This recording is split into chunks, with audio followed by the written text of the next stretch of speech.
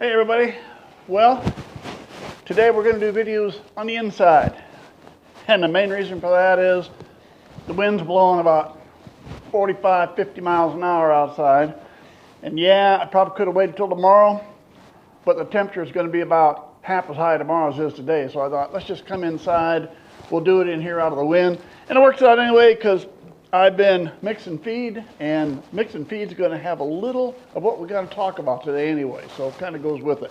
Not a big part, small part. All right, so the thumbnail, we're talking horns, we're talking rams, we're talking horns, measuring for Gold Star, and yes, I'd like to say that Taz made it. He has his Gold Star award. We'll get into more of that a little bit later. I also said first video back I was going to come back and do ultrasounds and talk to you about that. Well, we're going to wait. We did ultrasounds, did them last week. I have one that is not bred so far, doesn't appear bred, and that's the bottle baby. But she could have been bred within the last 30 days, so she still could. So we'll come back in 2 or 3 weeks, something like that. We'll figure it out after the first year anyway. We'll ultrasound again, and then we'll talk about that, and I'll go over both the videos or what we did with that type of stuff. But today, it's the rams, it's horns, and it's mainly because I had somebody contact me and ask me a question. Now, I don't know if you've seen it. I have a Facebook page, Full Crow Trophy Sheep Facebook page. I had somebody direct message me there, had a question or two. By the way, I'll put the link to the Facebook page in the description. If you want to get a hold of me for something, that's a good way. Send me an email, fullcurltrophy@gmail.com. You can find that at the website. I'll put that down. Always willing to answer questions. Not that I know that much, but if I don't, I'll at least give you my opinion or send you to somebody that probably knows a lot more about it than I do. But anyway, had somebody ask questions, and I said, you know what? Direct messaging through on Facebook, it's a little tough because you don't, trying to have a conversation. I said, let me know what you want. I'll discuss it next video. So, load everything down. And we're going to do a lot with horns. Okay, a lot of this was horn development or this and that. And part of it was, in this situation, he's working with a registered painted desert ram. But like a lot of other people, they're starting to do some outcrossing. And they're with whether it's Dolls, Corsicans, Black Hawaiians, stuff like that. Sometimes we're looking for a bigger body size. Sometimes we're working for, hey, there's some great genetics out there in other breeds, and can we bring that genetic in, use it with ewes, and cross them with our registered rams? And yeah, there's a lot doing that. Now, I haven't done much. I do have one Texas doll ewe, but that was kind of a holdover from my son-in-law. It was my daughter's favorite, so I said, yeah, I'll keep it.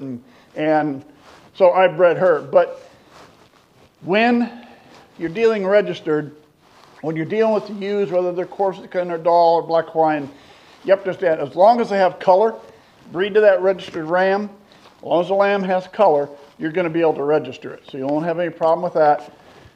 Your registration is going to be kind of empty on the bottom because you got nothing on the bottom. You'll have everything with your ram, but nothing down there. And I bring that up only because I know there's some people really are into the percentages.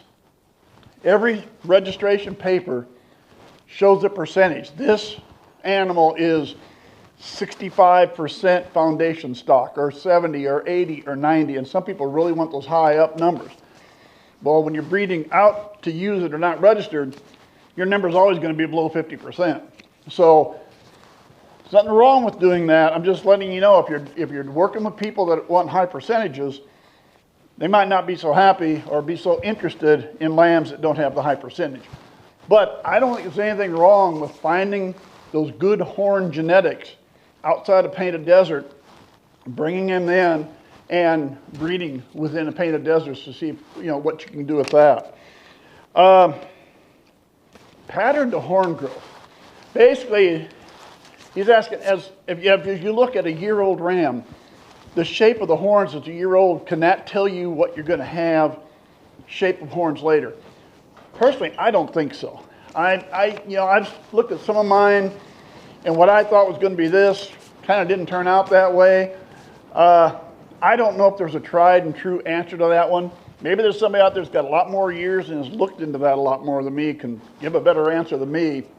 But I'd like to think after a year, you're starting to get a little handle on the quality.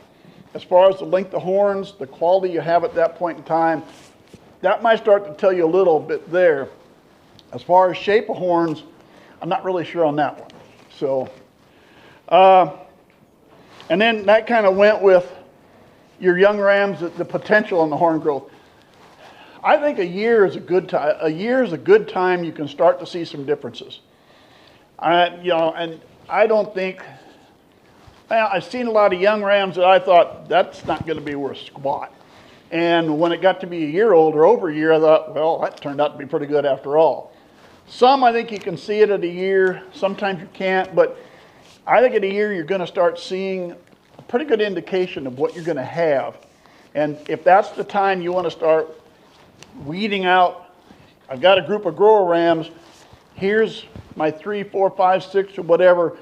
That's probably got my best horn growth at 1 year old. Then maybe that's the time you know you can weed out some of the others if they don't have that growth.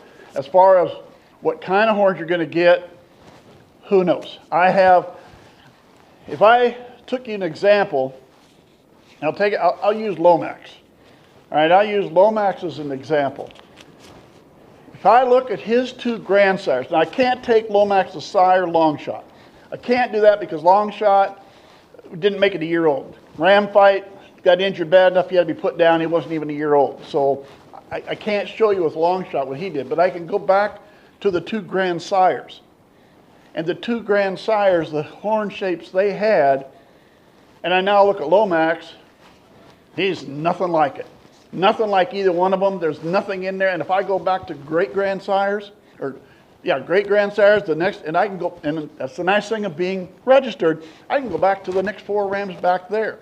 And technically, I can go back to the next 8 after that. And I can see pictures of all of them. There's pictures of all of them.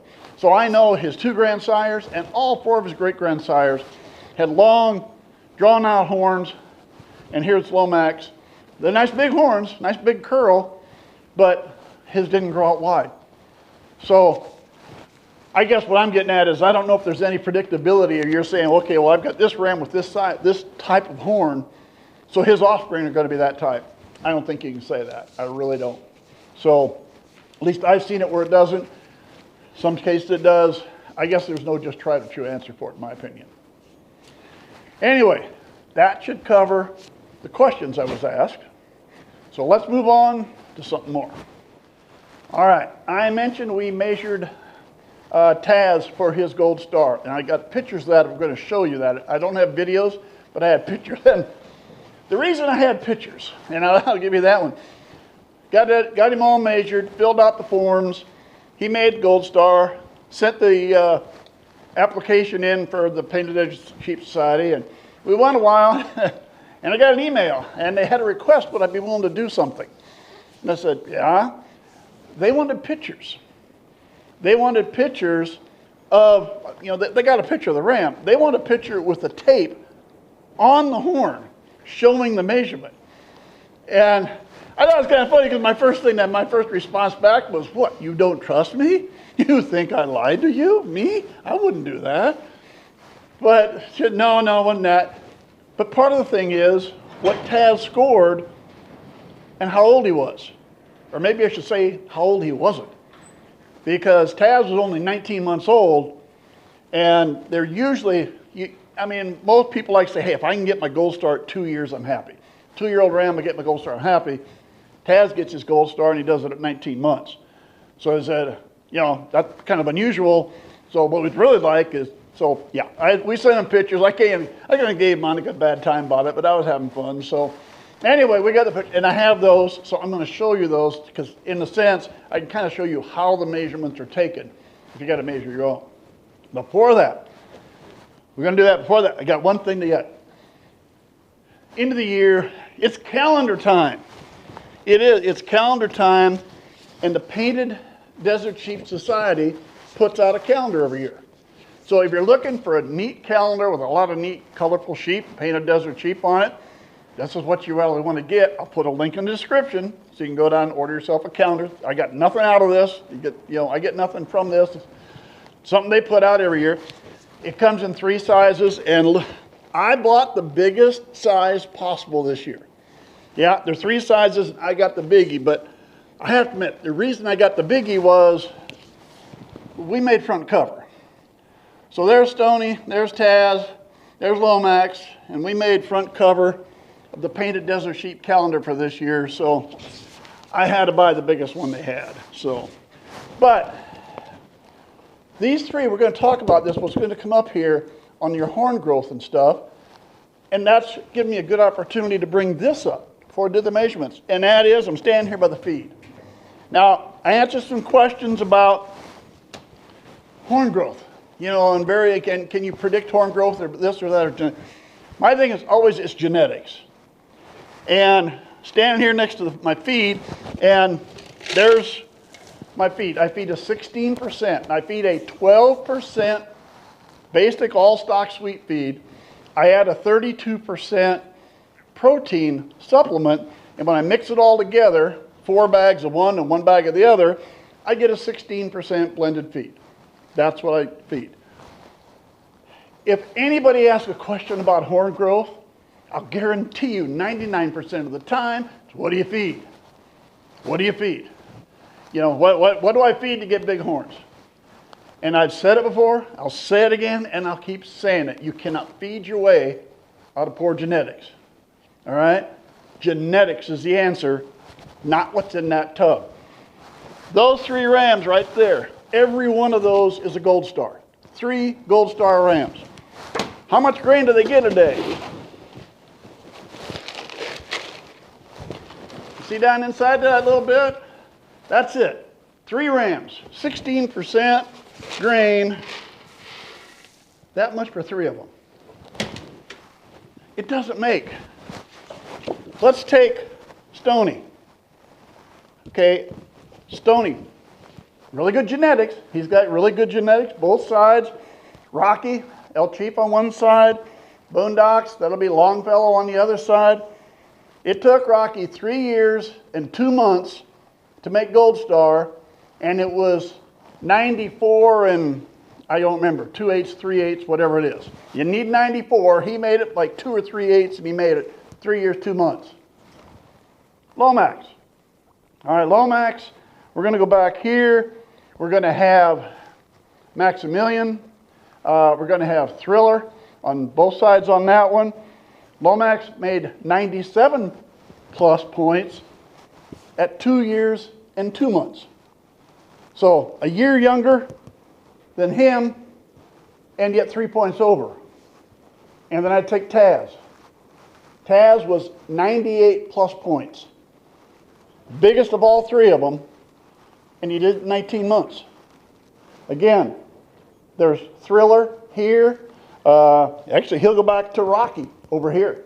His mother is a daughter of Rocky, or daughter of a son of Rocky. So he's got Rocky genetics on one side. He's got the Thriller again on the other side. But 3 years, 2 months, 2 years, 2 months, 19 months, and they've spent their whole time here. They all got fed the same thing. Every one of them got fed the same thing, and yet there's that much difference. That is the minimal thing. I mean, give them good feed, give them good protein. I'm not saying you don't give them good feed. But if you're concerned with horn growth, genetics, genetics, genetics, genetics, and yeah, feed them good too. That won't hurt. So that's what I want to do while I was here, so we can discuss that, because everybody talks about the feed, but they should all be talking about the genetics the same way the questions I was asked. He was caring about genetics, and that's what is important. He was asking the right questions. Genetics, genetics, that's what he was looking at. He must watch my videos, and he knows I said that before, right? All right, Taz. Let's get into measuring Taz. So for measuring Gold Star, we need 3 measurements. One is we need the measurement around the base, right where the horn meets the head. Here is his base measurements, and as you can see him here, about 11 inches. And yeah, let's remember too, as you're seeing these measurements, we had already measured him. We had already sent it in. They already had the numbers. Now they just want, so we just came back and hold a tape up there so they can see that we were actually, this is accurate. But there's his base measurements, right up in the base.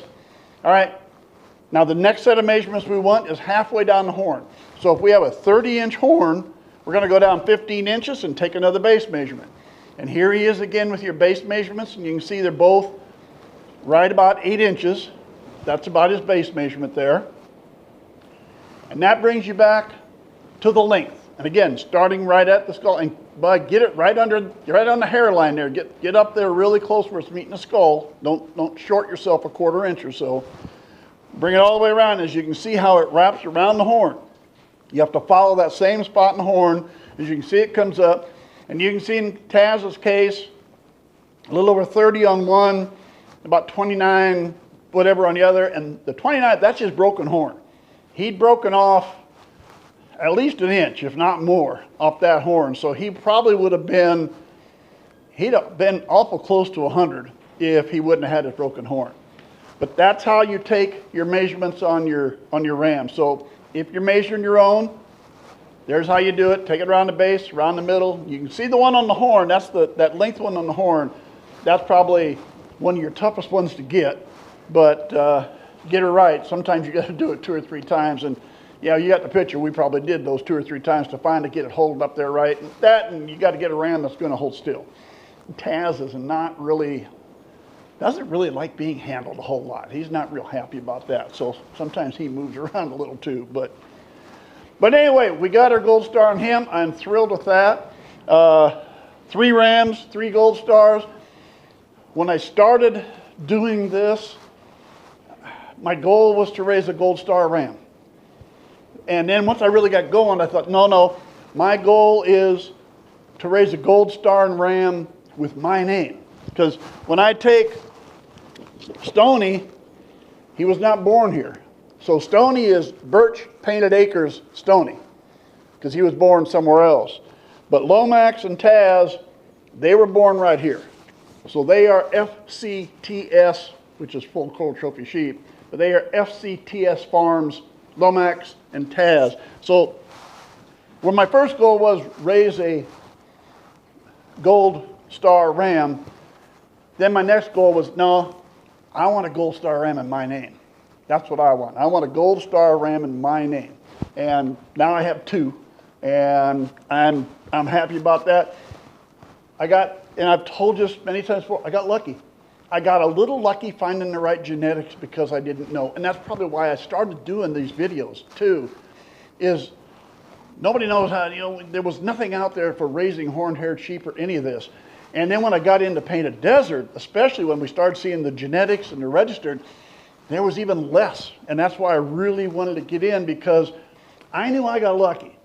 I got really lucky buying ewes that had very good genetics. And buying ewes that were bred to rams. I bought bred ewes, and they were bred to a ram with very good genetics. So I got a little lucky, but I figured not everybody's going to get lucky. So that's kind of why I wanted to do these videos, so maybe I can help somebody else out. Don't worry about the feed. Don't think you're raising a deer, because so many people are confusing deer and sheep, that it's got to be the same thing. I need a deer rock to put in for my sheep. No, you don't. It's a totally different thing. But that's why, to me, I really keep pushing genetics, because that's far more important than getting the feed. And I love to see when I get questions asking about genetics, because I know those people, they're looking for the right thing. They're looking for the right answers. All right, that is all I got for now. I want everybody to have a Merry Christmas, a Happy New Year, because I'm probably not going to see you until next year now. We'll do, as I said, we did ultrasounds. We'll do ultrasounds again in a few weeks. And once we do them the second time, we'll come back. I'll do a video on the ultrasounds and how those came out, where we stand with that. And by that time, hey, we're just going to be a few months off the babies. I love that idea already. So, all right, I'm going to let you go. Again, have a very Merry Christmas, everybody. We'll see you next year.